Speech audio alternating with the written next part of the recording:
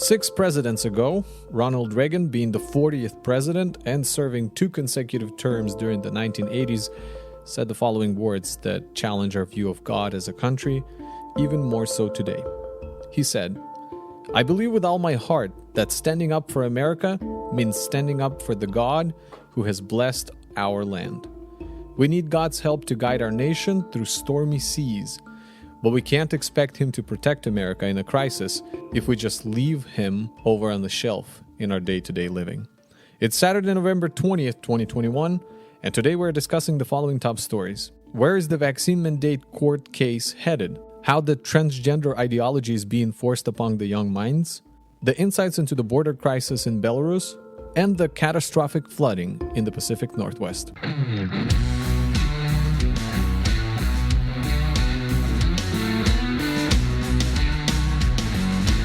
Welcome to Life Ring, a podcast where we strive to provide you with a well-rounded review of what is going on in the world between Monday and Friday of this past week. My name is Alex, and I'm joined today by my co-host, Vadim. Hi, Vadim. Hello. What have you been up to, man? Well, it's that time of year. A lot of exciting stuff happening. Just last night, actually, we got together with our youth and we're packing shoe boxes for Operation Christmas Child. So, really exciting stuff. How does that work? Because I know we've talked in the hallway in the past. Well, it's a huge operation. We just do a small part of it. There's people that go and scout out remote regions in the world.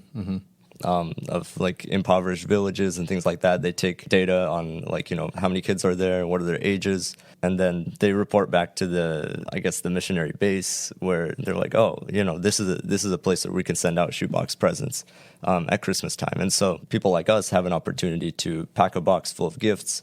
You can write a little message, a short prayer for them. And then, you should see these videos of these kids unboxing them. It's delightful. And you've been doing this for multiple seasons now, right? Yeah, I think as a church we've been doing it for probably 4 or 5 years. 4 or 5 years, yeah. Well, that's exciting. That's nice. What's new with you? I think you could summarize the week by the floods that we've had in the area. I think that was kind of on the forefront of, not that I was personally concerned about it. Although in the flood area we're not, I think, in danger of that. We have this neat system that the city of Mount Vernon, where we live, built around the river, so that as it rises, because we got dikes all around, that I guess has been there forever, but then in downtown it's lower than the dikes, so they had to build this system. Yeah, that wall came in clutch this week, honestly. Yep. And it was a lot of water on the sidewalk where you usually take a stroll with the kids. So, but overall it was a fine week, just another week in Pacific Northwest. All right, well, let's dive into the top 4. So my main story today will be about circuit courts, specifically about where the vaccine mandate case is heading. But before that, let's touch on a few things that are in the same backyard. Well, how about them booster shots? I think you mentioned it last time, what will happen if you get booster shots? What happens to the whole fully vaccinated? Well, yesterday my wife showed me an interesting situation unfolding. So his White House posted on Instagram that FDA, as of yesterday, Friday, approved the booster shots, and now they're available for all adults in the U.S. What was peculiar to me is that in the comments, as long as you could notice, as long as you could scroll, and she kept scrolling, all you saw was nope, no way, or no thank you messages. People aren't really excited about this. And you would expect them to be too because of the season. Not really. And I don't know if you can judge the public opinion based on Instagram, but for some reason it was almost unanimous. At least 10 states were actually already proactively ahead of this announcement, so that means governors. Why does this matter? Well, for the conservative segment of this nation, October and November have been a time of trials. Many have lost their jobs and decided to take a stand. Much more people, though, considered the issue inconsequential. We didn't have to wait long, and just like you said, a new debate emerges. How do we define, quote-unquote, fully vaccinated? So New Mexico governor, for example, and Connecticut governor, they said that you already, in their states, are not fully vaccinated until you've received the booster shot at this point. And in the next few weeks, we probably will hear a new public health order in relation to that. The UK as a country has already said that as of this past Monday, fully vaccinated means you got to have all your boosters, which at this point it's only 3 vaccines. How many do you think have received the booster shot so far in U.S.? I think I've seen it's something like 20%, right? Yeah, 17%. Yeah. I think this is a sign that the goalposts have officially moved, like since the original goal of being fully vaccinated, I guess. I don't know if it's just me, but this week was the first time I saw anyone making a distinction between data of people that have been vaccinated and people that have been boosted, quote unquote. Numbers should have been much higher at this point, and they're not. So people are not specifically rushing to get these shots. But you might hear this other argument that, this is all temporary. The end is just around the corner, which, to be honest, sounds like Trump. I was reviewing what he said in relation, to initially denying the fact that this would become anything more than just a few cases. I'm not sure about that. I think that not only is there a big difference, I think those two statements are pretty much opposite of each other. I mean, with Trump, you had him kind of downplaying this impending sense of disaster, which is he meant to diminish what turned out to be and continues to develop as a overreaction and draconian measures. And on the other hand, you have people overemphasizing the effectiveness of the measures they're taking and the policies they're introducing, I guess maybe to shame people into complying, because you're kind of already setting up a scapegoat in the sense that you're like, oh, what we're about to do will work if everybody complies, and if you don't, then you're the reason it didn't work. The difference is that Trump can claim a certain level of ignorance, whereas these celebrities in their lab coats, all their credibility is built basically on this thing unfolding the way they predicted it. Yeah, on their vaguely justified expertise. So this question of the vaccine mandate has some serious implications. It opened the door to government regulating your health, and here's why it's such a concern. So what's this main circuit court story that I mentioned in the beginning? Well, here's the headline from this past week. Challenges to Biden OSHA vaccine mandate assigned to appeals court in Cincinnati. Right? And then here's another headline. Conservative-leaning appeals court to hear challenges to Biden's vaccine mandate after ping pong ball lottery. Now, guess which one is conservative news headline versus liberal? I guess, the invoking of the term ping pong ball, I guess that sounds pretty casual, so I'm guessing they're trying to make it seem illegitimate, so that's probably the liberal one. Yep.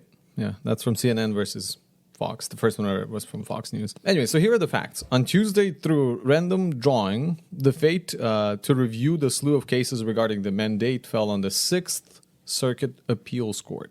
Now, if you're like me, you would probably say, okay, that sounds like something is going to be moving forward, and that's about all I understood from when I first read it. Why are they drawing a lottery on it? What does it mean going forward? What's up with the circuit courts? How does that relate to Supreme Courts, in courts in general, and so on? So what I'm about to do is a quick rundown of how it works, and hopefully will help you learn something in the next few minutes or so. Now, we've got your regular municipal courts, right? And we got county courts. And then there's the state Supreme Courts. But for cases and trials with federal implications, we have 94 district courts. For example, in the state of Washington, we have 2, Eastern and Western District, right? In Idaho, they have only 1 because the state is small. So you have 94 districts across the whole United States and its territories.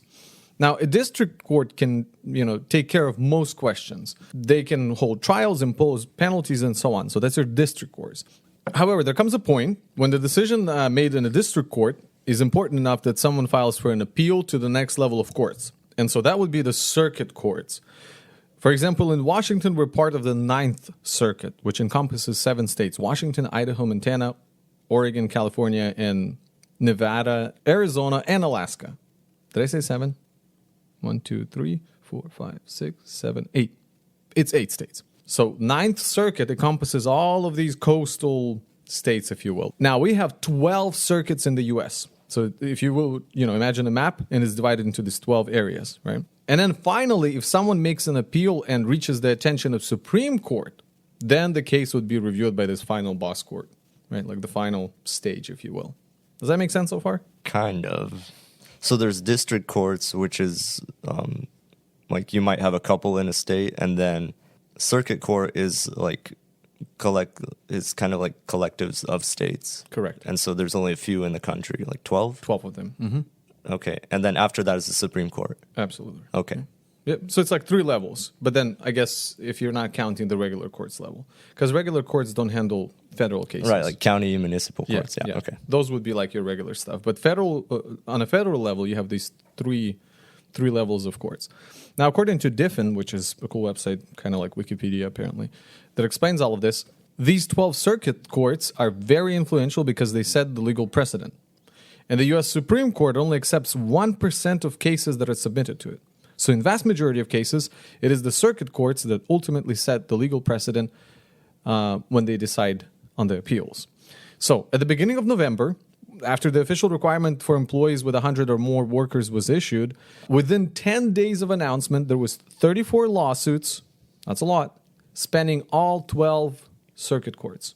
And so what happened is that on November 12th, you remember the news came out that 5th Circuit Court, which is like Texas, Louisiana, Mississippi, they had put a hold on Biden's order. That was the big news last week. And that set a precedent.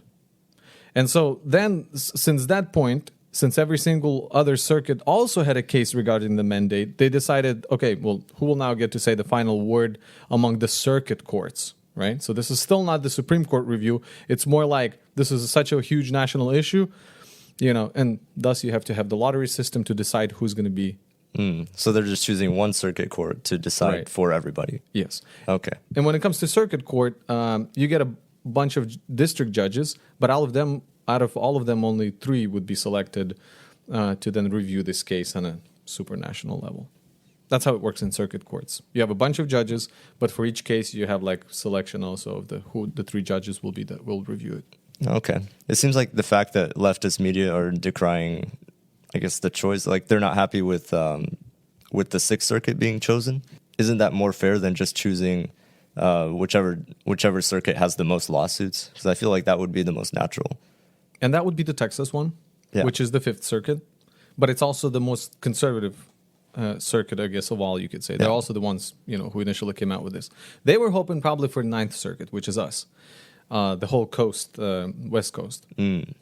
Right? While, conservatives expected 5th Circuit to be the one to not just be the first deciding, court, but also the second reviewing court. That would be the great. But in the end, the conservative 6th Circuit won the lottery, and they will get to look at this case on a national level.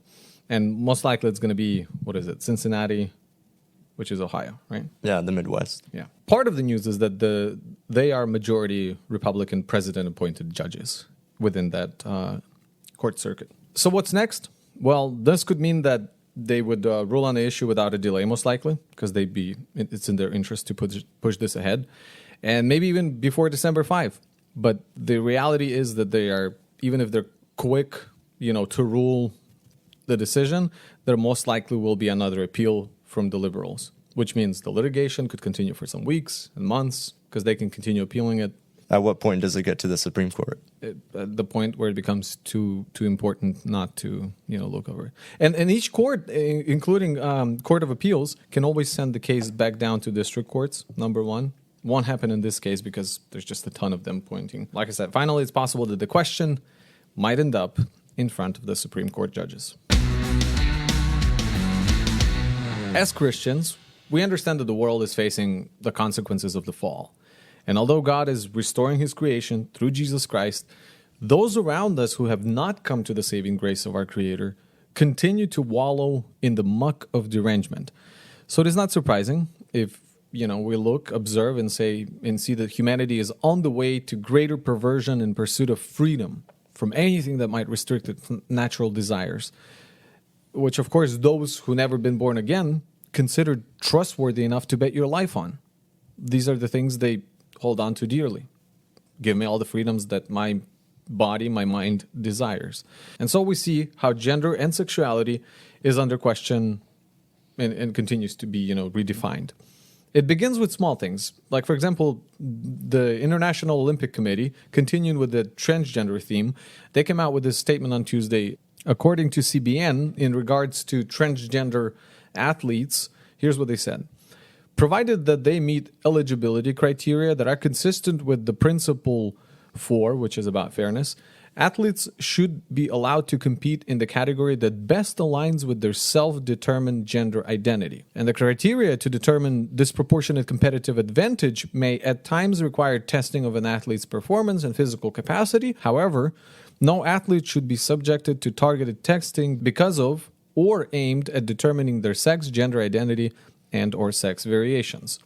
Now, they argued also that there should be no presumption of advantage in determining whether a transgender woman is eligible to compete. So what they said is they're not going to, as the Olympic Committee, they're not going to take a look at it anymore.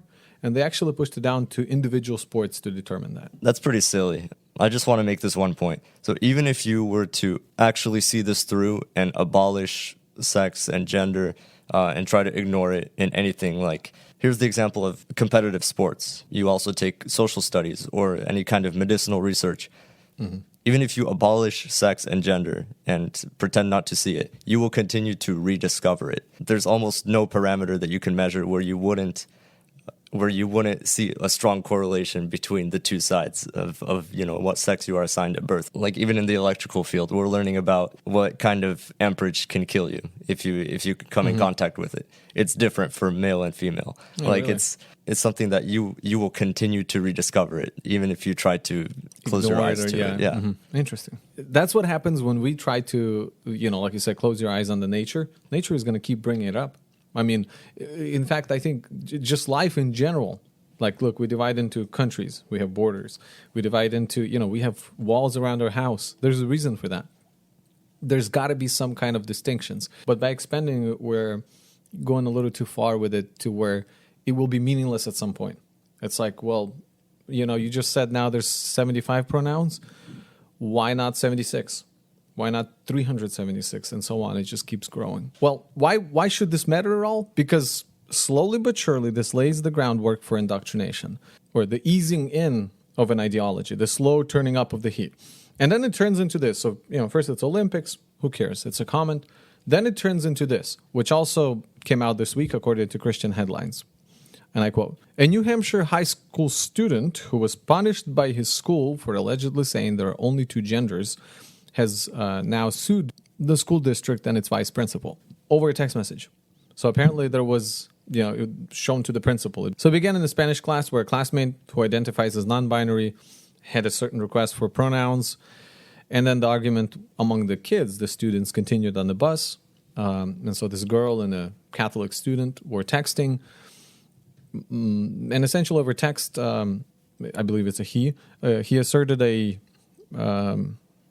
He asserted his position that there are only two genders, and that ended up being shown to the principal, and the principal suspended, or vice principal suspended, this student for a football game. Yeah, so after he was suspended for one football game for stating his beliefs about gender in a text message to a classmate. All right, that's the background of the story. Here's the excerpt from the lawsuit. The student does not deny that he violated the gender nonconforming students policy, which is a group they have at school. He, in fact, denied, and will continue to deny, that any person can belong to a gender other than that of male or female. And then later on, the student will never refer to any individual person using plural pronouns such as they, using contrived pronouns such as ze, or with any similar terminology that reflects values which the student does not share. They're adding a non-binary option to the French language, like to the French online dictionary, and that's creating a lot of controversy, you could say, because French people are like almost idolize their language. Yeah, I mean, there's no question that this is absurd. I mean, you start off with a conversation in Spanish class. Probably, I mean, I wasn't there, but probably having to do with how Spanish is a gender language and has been for thousands of years, and now this person wants the language to accommodate him. But it gets worse when the principal gets involved and then doubles down on maybe, I mean, I don't know what was in the text message, but like the fact that the principal got involved and like doubled down on it. So in this conflict, who's erasing and dehumanizing who? You're changing basically the way everybody personally identifies or, divides into, tribes, you can say, and to accommodate this one person, or are you asking this one person to identify within the system that exists to accommodate 99% of the other people, right? That's not to say that people that are going through gender dysphoria are illegitimate or they don't exist, because for sure they do. And I sympathize. But the fact that we all have to conform to it, to coddle their expectations of how they want to be perceived and how they want to be addressed by every single person, I mean, it's pretty nearsighted. But see, it doesn't stop here. It actually continues creeping into the youngest of minds. And I think this is their next part, because if you are forcefully trying to change right now the older population, with the youngest ones, it's not going to be so difficult if you start early, right? So this is according to CBN as of this week. Apparently concerned parents of K through 5 students of the West Hartford district in Connecticut had to raise an issue with the school district, as so many others have to do around the country. They found out from school officials that they cannot opt out from the curriculum that teaches students as young as kindergarten, quote, social emotional learning through an equity lens, in which this educational program teaches elementary students a set of social justice standards. Now, that might sound alarming, but maybe not that concerning. It's until you look at the contents of this quote-unquote elementary school social justice lessons standard and mentor texts. So here are some of them, according to CBN. Some examples of the mentor text include one for kindergarten students titled Introducing Teddy, a short story about a character named Errol and his teddy Thomas. One day Thomas says, "I've always known that I'm a girl Teddy, not a boy Teddy. I wish my name was Tilly, not Thomas." First grade texts also include Jacob's new dress, that's summarized by Goodreads this way. Jacob loves playing dress up when he can be anything he wants to be. Some kids at school say he can't wear girls' clothes, but Jacob wants to wear a dress to school. Can he convince his parents to let him wear what he wants? This is ridiculous in terms of what they want to teach the kids without parents' consent. Who publishes these? That's right. What I want to know. Another book description reads, when Aiden was born, everyone thought he was a girl. His parents gave him a pretty name. His room looked like a girl's room, and he wore clothes that other girls liked wearing. After he realized that he was a trans boy, Aiden and his parents fixed the parts of his life that didn't fit anymore, and he settled happily into his new life.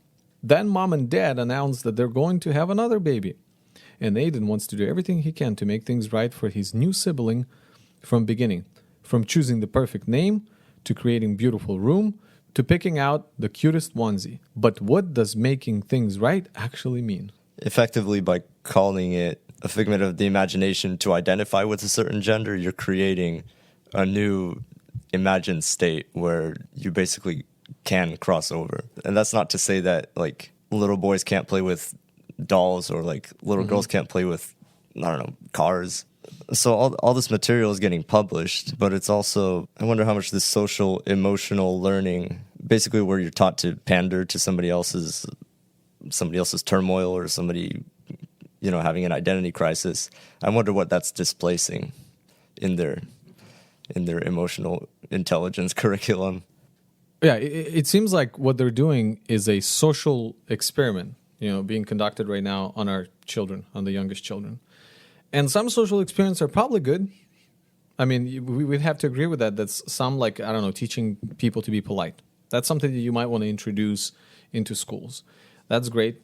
We should have looked into that, see if we can influence the country in that way. And maybe at some point we did. Maybe that's why America is a little more polite than some of the countries from Europe. Yeah, and that's what I see in it, that this type of conversation should be happening at home. Schools are not for indoctrination, not at least in U.S., you would think, right? That's why my neighbors can raise their kids the way they believe. And I might disagree with them, but it's their right. And my job as a Christian citizen, right, is to shine light, teach my kids right, serve, pray, influence people around me. And teaching these things against the will of the parents is a blunt government indoctrination in the lowest sense of the word, which is always done out of self-serving rather than community-focused intentions.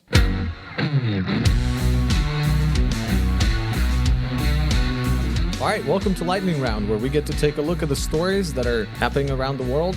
10 to 15 minutes. Our goal here is to bring awareness to some of the stuff. Number one, it's interesting. And number two, we want to offer a quick commentary because it might become a national headline this next week. And there's that. First story, Portugal. And in the world news, this one caught my attention. Apparently, Portugal right now, here's the headline. Portugal bans bosses texting staff after hours. So what they worked on is coming up with this law of right to rest, something like that. Are they calling it right to disconnect, I think? And the idea is that as companies with more than 10 people on staff could face fines if they contact employees outside of their contracted hours. So apparently that's been a problem for them. They're trying to improve this work-life balance. Yeah, I mean, this is a really progressive policy move. I just feel like there's a lot of jobs that require some level of communication before you show up on the job site so you can work effectively and actually efficiently get things done. Like, for example, working in a lot of blue-collar trades. So, I mean, I don't know the details, but I'm going to pass judgment anyway that this is kind of the squeaky wheels getting the grease, that people talking about how you need like mental health days and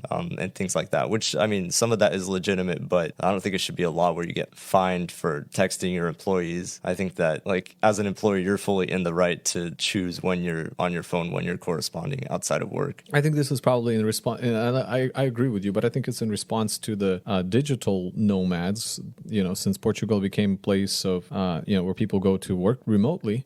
And plus, I guess the pandemic plays into it. One of the things they say is now parents will be allowed to work at home indefinitely without seeking prior approval from their employers until their child turns 8. This is according to BBC. The idea here, I think, is to deal with what pandemic brought on, of just this constantly being online, I guess, feel that maybe I think it's relating more to the digital area of people working. So changing over into the news that has more to do with politics, there's a representative from California, Kevin McCarthy, who took the stand on Thursday and spoke for 8.5 hours straight, which is a record, giving a speech against the Democrats' socialist spending scam. That's crazy. He began at 8:38 p.m. Eastern Standard and kept going for, into the Friday morning, which I don't know if you do the math, what is it? Like probably ended at 5 a.m., 4 a.m.? That's a long time. And everybody had to sit and listen. And I actually skimmed through the video. It's crazy. That's like a filibuster in the pure classic sense. But like he actually, so like I've seen Bernie Sanders filibuster, also pretty long. But it's like he has all their members step up to the podium and all of that. This guy is speaking for 8.5 hours. Like standing there, he's got his notes. The only thing I saw him do is take mints. I didn't even see him take a drink through the whole time. No bathroom breaks, no nothing. He just stands. Well, at least I didn't see any bathroom breaks. It's unbelievable. Apparently, Nancy Pelosi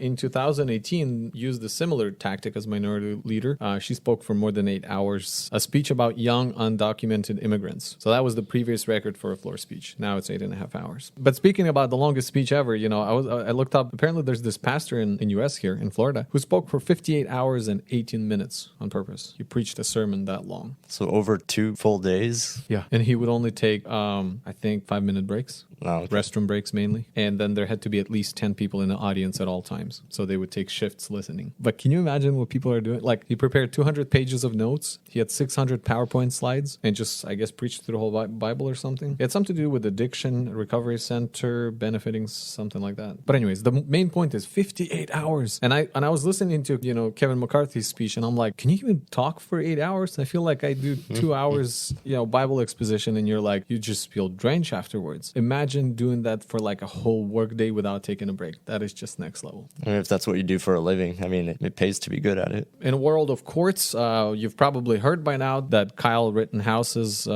case was dropped, dismissed, acquitted. I don't know how you say it. Not guilty on all counts? Not guilty on all 5 counts. Maybe if you were watching and as more evidence was presented, you found yourself thinking, wait, why is this trial even happening? And it's hugely televised. But did you know that as of right now, there's a really high-profile trial of, not sure how to pronounce her name, Ghislaine Maxwell, longtime associate of Jeffrey Epstein. This trial is happening at the same time. And so, I mean, something to look into, I think. The amount of attention that this case got versus that's interesting. Apparently, President Biden released a statement on the same day saying the following. This is a quote from the White House website. While the verdict in Kenosha will leave many Americans feeling feeling angry and concerned, myself included, said the president. We must acknowledge that the jury has spoken. And then later it's like a short statement about 2 paragraphs. He said, I urge everyone to express their views peacefully, consistent with the rule of law. Violence and destruction of property have no place in our democracy. Which, of course, the Portland community heard that and said, oh, yeah, we got to do the opposite of that. And so they rioted all night, actually, and another state of emergency or riot was declared in Portland that night. I guess we're waiting for Joe Biden's Twitter to get deleted now for consistency. Well, because he expressed that he's angry. Yeah. So Bill Gates has a company called TerraPower that has chosen a town in Wyoming, which was a coal town in the frontier era. So this is the site where he will be building his first nuclear power plant. I don't know if that's a green move or not. Is nuclear energy green? Oh, for sure. Yeah. Okay. It's just it's actually kind of ironic because a lot of the so-called environmentalists that protest nuclear energy, every time they've stopped a nuclear power plant from going up, they've increased carbon emissions on the global scale by, I don't remember the number, but it's a lot. Does it come from misunderstanding like how nuclear power is generated, or? So the biggest contention they have is with radioactive waste, and so that has to be stored somewhere. Mm-hmm. So like in France, for example, where they use a lot of nuclear power, they will store it in like these abandoned salt mines. And that stuff remains radioactive for a long time, but it just has to be sequestered in a place where no one will get into it, I guess. So it looks like once built, this plant would provide a base load of 345 megawatts with potential to expand to about 500 megawatts, according to CNBC. For reference, 1 gigawatt or 1,000 megawatts of energy will power a mid-sized city, and a small town can operate on about 1 megawatt. So a huge city, about 1,000 megawatts. So this can supply like half a large city of power. It's going to take $4 billion to build the plant, with half of that money coming from TerraPower and the other half from U.S. Department of Energy's Advanced Reactor Demonstration Program. So pretty serious grant from the government. But because they're lagging behind, because U.S. nuclear industry is lagging behind, it's something that the government is interested in incentivizing. The Hoover Dam produces 10 megawatts, for reference. So this is 50 times. Mm-hmm. Yeah, this is 50 times what the Hoover Dam produces. Or it has potential of producing up to 50 times more. Here's the headline for the story in the world of Christian news. New Revised Standard Version Bible updated with consideration for modern sensibilities. Now, at first I thought maybe this would be something, like changing pronouns or something to do with gender, but really it wasn't that bad. Here's an example. In the book of Galatians, previously was referred, let's say, to the sons of Abraham as, quote, one by a slave woman and the other by a free woman. Now it will read one by an enslaved woman and the other by a free woman. Very minor difference, right? They say in the Gospel of Matthew, instead of saying wise men, it will now say magi, as the guys who came to Jerusalem after Jesus' birth. Yeah, I mean, I see a couple more examples here where it's basically like, do you mesh people's, I mean, it was looking at demoniacs, epileptics, and paralytics, and now it's people that are possessed by demons or having epilepsy or afflicted with paralysis. And so it's a matter of, I guess, disconnecting the identity of the person with the issue that they're having. I mean, like, is this a desperate need that is being addressed, or is it just, I guess I don't really see the pressing need for this new translation, but hey, it's here. Here's a headline from the Christian World. The Federation of Russia has been added to the State Department list of worst religious liberty violators. So they're joined with Myanmar, China, Eritrea, Iran, North Korea, Pakistan, Saudi Arabia on that tier. The Secretary of State said, in far too many places around the world, we continue to see governments harass, arrest, threaten, jail, and kill individuals simply for seeking to live their lives in accordance with their beliefs. This administration is committed to supporting every individual's right to freedom of religion or belief, including by confronting and combating violators and abusers of this human right. So this is because of their treatment of Jehovah's Witnesses, right? And also some Islamic theologians. Mm-hmm. Because Russian courts apparently continue to deliver harsher and more numerous prison sentences for Jehovah's Witnesses seeking to practice their faith, according to Christian headlines. So remember the story about Astroworld that we covered last week? If you haven't listened to it, take a listen at our episode 2 of season 2. Apparently, 280 concert goers have filed lawsuits, or have been filed on behalf of these concert attendees, and probably hundreds more to follow, according to the lawyers. Not surprising. I think people are probably going to jump on the bandwagon of whether they were hurt in it or not. They're going to take a share of whatever, to come out of this settlement. Oh yeah, I mean, if you made it out of there alive, like, that's still traumatizing. I think they're putting it all together. So what it says is the lawsuit seeks $2 billion in damages damages resulting from extreme pain and suffering, loss of earrings, emotional distress, and medical expenses, according to CNN. Well, he just has to go to Kylie and she can take out her wallet and basically pay it out of pocket, probably. But I mean, I was looking more into this stuff when we were talking about Astroworld last week, and we could have gone way more into depth. There's a guy called David Patrick Harry that has a channel called Church of the Eternal Logos, and he goes way in depth. Like, he had a 3-hour stream where he was talking about the demonic influences and how Travis Scott is, like, he connected it with Tavistock, which is a whole nother thing that you can look into. But yeah, there's a lot more than meets the eye here. And I intentionally, last time, if you notice, when I was closing the episode, I intentionally kind of stayed away from all the symbolism, because I think that you could dig a lot of stuff in there. In fact, if you spend long enough time, you could dig out a bunch of symbolism from everyday life. The time could be spent on truly being concerned about deeper issues. And so, in that sense, a separate lawsuit apparently was filed on behalf of more than 125 plaintiffs earlier this week, and they're seeking additional $750 million in damages to, quote, fix, help, or make up for the harms and losses suffered by the people who went there. Among them, the family of Axel Acosta Villa, 21-year-old college junior from Titon, Washington, who died at the event. This next story is in the health category. And so for the second time this year, the United States has an imported case of monkeypox. So there's someone in Maryland who is originally, I guess, from Nigeria, who's been diagnosed with this dangerous illness. So here's a few things you should know about it. Well, they're saying that there was another case that occurred in Texas in July. That was the first, I guess, case. Mm-hmm. And there was no secondary cases for that patient, even though like 200 people were in contact with him, the individual that was being monitored. So I don't know if it, but it's something similar to smallpox. Yeah. Well, there was an outbreak in 2003 in the United States, apparently. And like that was the first time it was reported outside of Africa. There was 47 confirmed and probable cases in 6 different states. So it was linked to like exotic pets. Turned out to be like prairie dogs from Ghana. And for the very first time, it appeared in 1958 in a colony of research monkeys. But the true reservoir of the virus remains unknown. Hence the name monkeypox. What's so weird about it is that it gives you all these boils, like this rash all over your skin. You know, you get like flu-like illness, like headache, fever, chills, swollen lymph nodes. But then there's this rash that starts on the face and then spread to other parts of the body. And then your palms of the hands and the soles of your feet are affected, and it just looks scary. You can get lesions that leave you scarred. So in a world of technology, I thought this was really interesting because we covered the story of Metaverse. Was that last episode? I think that was episode 1. The episode before that, yeah. So Metaverse, the new project of Facebook, looking forward and creating, bringing people into this virtual world. Well, apparently they're continuing. They're driving straight into this virtual reality, according to Cointelegraph, with a preview of its latest research and development of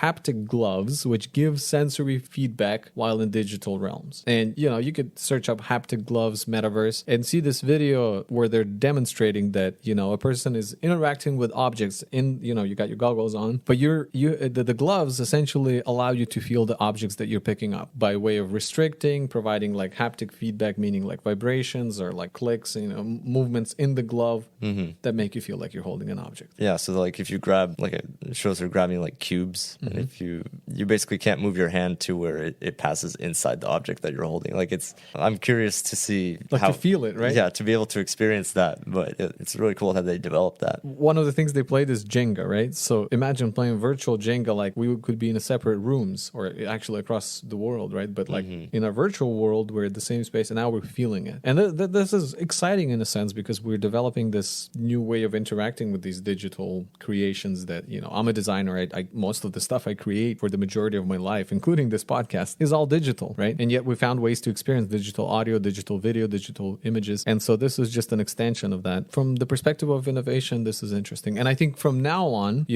always once you develop a prototype, the idea now is to reduce the ergonomics of whatever you're working with. So now it's going to get slimmer, and slimmer. Technology improves, and it's just really exciting to see where this is going to go. Yeah, now that I guess the frontier's been broken, now it's just a matter of improving what's already there. So there's an article from BBC News that talked about Tesla drivers that were left unable to start their cars after I guess a server was down or something in the smartphone system where I guess they controlled their car. And so there was about 500 users that reported this error around well, it doesn't matter. It says 1640 Eastern time on Friday. And so Elon Musk tweeted that, his apologies, that, we'll take measures to make sure it doesn't happen again. But what it boils down to is that you're relying on basically a server working 100% of the time for you to be able to use your car 100% of the time. And it affected only, they say, 500 users, about 500 reported. And then on the app itself, there was only 60 reports. But here's the deal. You could always use a key because they still come with a key. So it's just the idea that users got so, they just rely on technology so much. I mean, because they buy into this whole idea, right? And that's fine. That's cool. But you kind of still have to have your key for those emergency situations. And I think of it in the same way of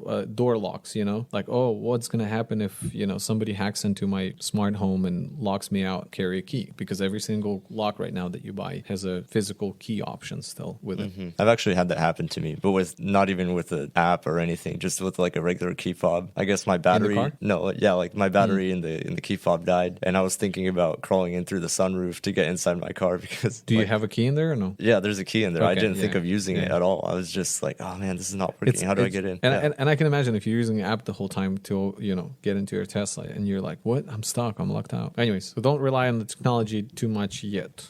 There'll be a time for that. All right, and that's all for the lightning stories for this week. Welcome back to the main segment. We have a couple more stories to get through today. Let's zoom way out into the world of geopolitics. So we had a segment last season on the president of Belarus. I think it's season 1, episode 12, maybe.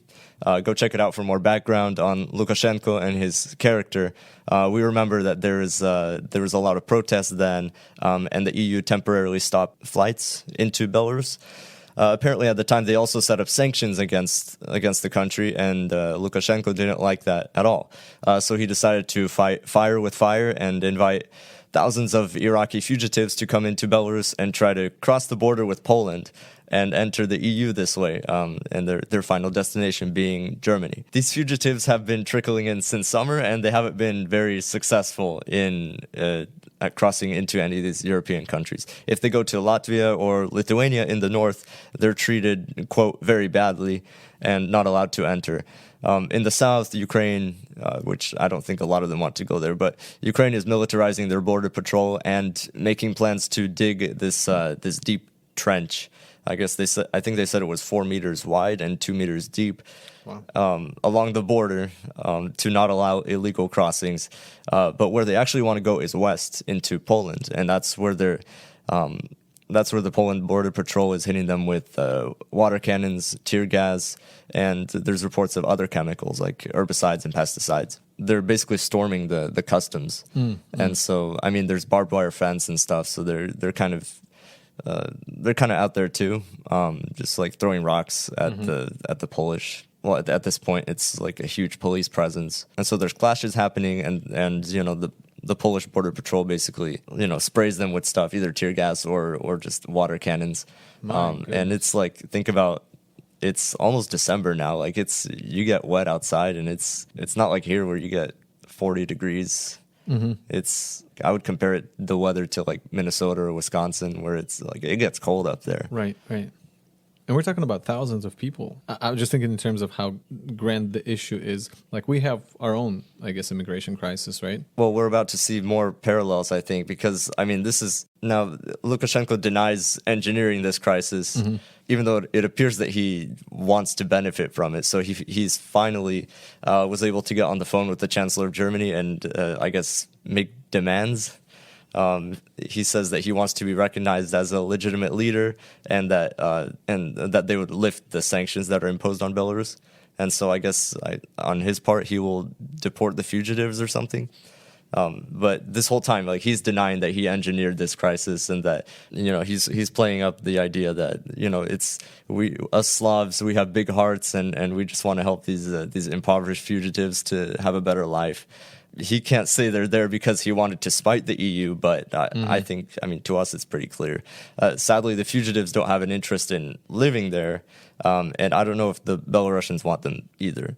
Well, can I read a quote that I saw that he's saying in an interview? I told them, meaning the European Union, I'm not going to detain migrants on the border, hold them at the border, and if they keep coming from now on, I still won't stop them because they're not coming to my country. They're going to yours, he said in this interview. But I didn't invite them here, and to be honest, I don't want him to go through Belarus. So it's kind of interesting how he's not realizing the fact, they don't even want to stop in your country. Like, they're headed somewhere much better. Basically, like, why would we invite fugitives here? Like, they're way more trouble than they're worth. You can have them. Yeah. And so it's kind of funny. Like, isn't it strange hearing that rhetoric from a Slavic country? Because they haven't exactly been a haven for refugees in the past. There was we tend to have clashes with other ethnic groups that are in minority. But then again, you could argue that Soviet Union was the thing that unified all these, ethnicities together and whatnot. Maybe so, but I mean, you have people that are claiming fugitive status even to this day, and leaving to other countries and out of there. Yeah. And so I guess it's just an interesting position for him to take. I'm just having a hard time understanding what part of any of this made him think it was a smart move. I mean, talk about shooting yourself in the foot. Like, the migrants, they trashed the areas along the border, and these clashes are creating unrest, like in the communities and stuff. Now he basically has to house thousands of migrants for the winter. And so I was telling you about the video comments on YouTube that Lukashenko went to his neighbor's garden to try to make a mess, but he forgot to take his pants off. And so, that should give you an idea of how people are responding to this, and like everyone sees through it, but he's maintaining kind of this facade of, I guess, just like the hapless benefactor that's just out there trying to help people. And then, like I was saying, I think there's a lot of parallels between what's happening at our border and what's happening in Belarus too. Because the real losers are the fugitives that are, they're trying to take an opportunity to enter a place where they can expect a higher living standard. They can expect social programs that'll help them. They won't leave you without nothing. But they are being used as pawns by these people who acknowledge that they need help, acknowledge that their life situation is horrible, but they are like. But the key here is they are virtue signaling to each other that, hey, you should be shouldering this burden and doing your part, because these are the moral expectations we have for you. Whereas both parties in this conflict know that it's going to be too much trouble for them. In the name of resolving an issue that they both pretend to care about, but in fact they just want to spite each other. What catches my attention is this. We are so well off here in this part of the world. I know we say we got a bunch of things going, not the way we'd like to. But let's not pretend that the world problems have gone away. There are tons. I mean, we're talking about thousands of people out there that are displaced because their life conditions are, nowhere near livable. And I know we're talking a lot about, Middle Eastern men primarily, are the ones who are migrating. And whatever the agenda behind it, there's also a lot of families, trapped in this whole migration movement of our century. So there's a lot of unrest, a lot of unsettled people, a lot of people who are restless and cannot find peace in their own countries. And so I think we need to consider that when we look at our own lives, we look at how we live here, what we have, and that should play into the gratitude that we should have for the things that we are blessed with.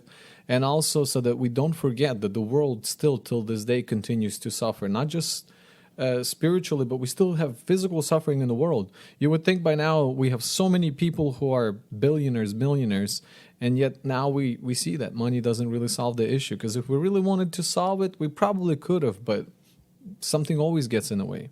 Logistics, infrastructure, bureaucracies, governments, borders.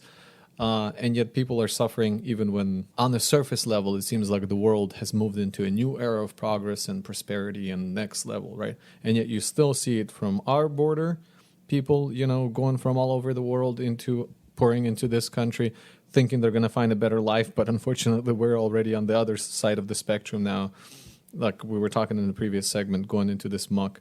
And same thing is happening in Europe. These are issues that really bite into the reality of our world. What's crucial for us to remember is that although we're in a position where, our country's leaders are able to play these really complex gambits, we need to remember that it's not always going to be this way. I really hope that we don't find ourselves on the other side of those lines of fire, of those border lines, where you're looking for someone to help you, but they can't look past their own prospect of gain. So our final story might pertain more to local news, but I'm sure these happenings are not confined to where we live. So we asked our international audience, please bear with us. The flooding in Skagit, Nooksack, and Fraser rivers. International audience, that's so good. Yeah, everyone listening in Qatar. So it turns out that last week, when we mentioned the wetland filling up with water outside of our studio, and I mean, we're looking at it now, the water's still pretty high. But that was only the beginning of a matter of days where our local river was cresting over the dikes that we built as it snakes through our town. And so the Skagit has 5 dams on it, which they're not meant to mitigate floods, but they still have small reservoirs where they can hold back a lot of the worst of it, where meteorologists were saying that there was 2 atmospheric rivers of rain that we got over a matter of days. I think a lot of it happened on Sunday night. So we pretty much got by without major floods in the main, I don't know if you call it urban area, but in the place where everybody mostly lives. While some of the rural areas and roads, they're still underwater as we speak. In fact, I was getting coffee this morning, and the barista was talking about how her mom's house is like under 3 feet of water. They live like out by Cedro. We drove around last week, just kind of looking at the extent of the flood, like at its peak, and it was sad to see there's a bunch of houses that are submerged. Like we're talking about, their floors are ruined at this point. It's pretty sad. We had also friends that got flooded as well. I mean, at least everyone got warning about it and was able to get out. I mean, things can be replaced, but as a town, I think we kind of avoided the brunt of it. The town of Sumas, which is up all the way by the Canadian border, they were not so fortunate. Did you know that it's built in the bottom of a lake bed, and it was drained in the 1920s? Dude, that would make sense now. That's no kidding, huh? Yeah, I didn't know that. But apparently, like the Native Americans, like they would use canoes and go from island to island to like hunt deer and stuff. Where like the town is currently. Yeah, basically above it. Wow. Yeah, what we would call the Sumas Prairie. So there's like this big plain, and then there's rolling hills in the background. You drive through; it's really pretty. Yeah, that was the bottom of a lake, and so there's these 4 big pumps that maintain the drainage, and so they're working nonstop, and they pump water basically back into the Fraser River. I guess in like the lowest part where it still kind of builds up. So these pumps, if they stop for 48 hours, under normal conditions, the lake would fill up. And it would displace something like 3,000, maybe 3,500 residents. This was like in a documentary about, it's called The Lost Lake. I didn't know this, but sadly these pumps were not able to keep up with the weather that we had. And so the extra water, filled that basin, and there was 75% of the homes in Sumas experienced flooding damage. And it's crazy. Like, have you seen the drone footage of them like flying over basically that area? I didn't see drone footage, but you know what? There was a video. Yeah, if you look at that photo, like you probably, drone footage I guess showed it better, but like seeing it even from space, just how huge, how out of its boundaries the river is kind of amazing in terms of what nature does. As you look at the image, from the satellite, it's just crazy how wide and bloated the river is, and with it, the power that God gave to the nature to stop the flow of our life as it continues its flow. We can't really do much other than just scramble and wait and hopefully move on. Yeah, like looking at this stuff is crazy. Even drone footage. I saw pictures of the main street, and that leads to the customs office, and so it's totally underwater. Like the gas station where I've stopped to fill up before, the ice cream shop where we've been in a number of times. I had a friend who just sold a house in Sumas that he was remodeling for like a year, and he just got rid of it a couple months ago. And Happy for your friend. Yeah. Not so much for the person who bought it. Yeah. Hope they had insurance. Yeah. Yeah, that's the thing. It's a devastating event for lots of people, and the property possessions.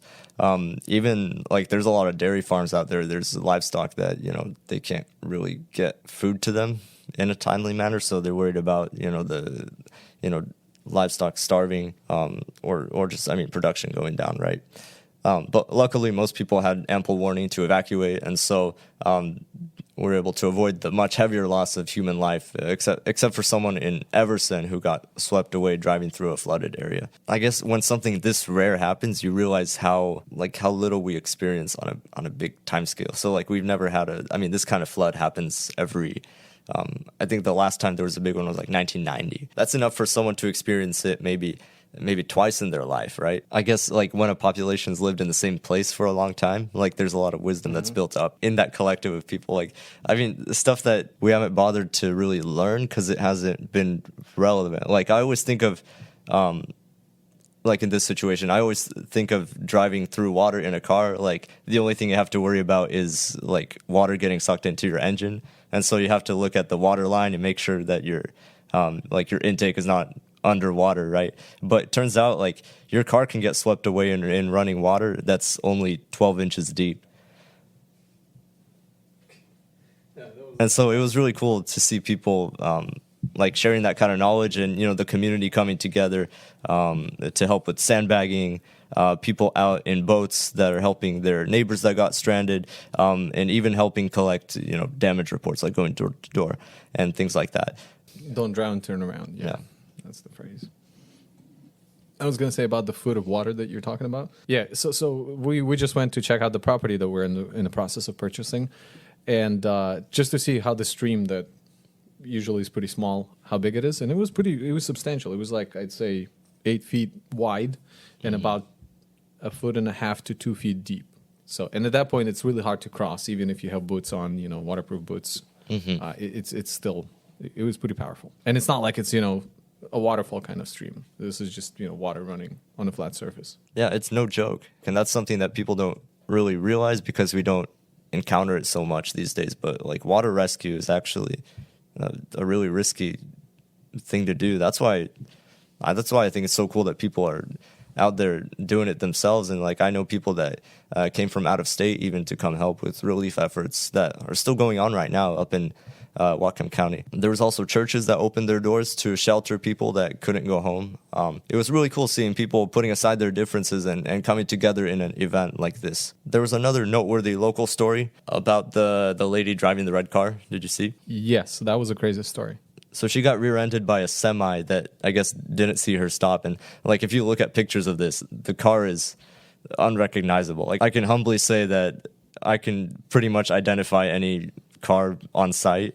Make and model, whatever. But like just looking at the pictures in this article, like I would have no clue. And I would say if you can go and search, Mount Vernon, Miracle Crash or Crash I-5, and you'll see the car. I mean, it's worth looking. It's like the back wheels folded in on itself. Yeah, the car is flipped on itself like a calzone. Yeah, like these things happen. And like I've seen worse accidents. I've seen cars get pulverized, getting rear-ended, but but those things always end in fatalities or helicopter rides, But like this lady walked away from the accident, right? And so she they had to cut her out of the car, but aside from that, like she was perfectly fine, right. And so minor injuries, scrapes and bruises. Yep, it is. And the truck was on top of the car, so it's folded because of the crash, but also the truck remained, like the cabin of the truck, on top of the car through the whole time.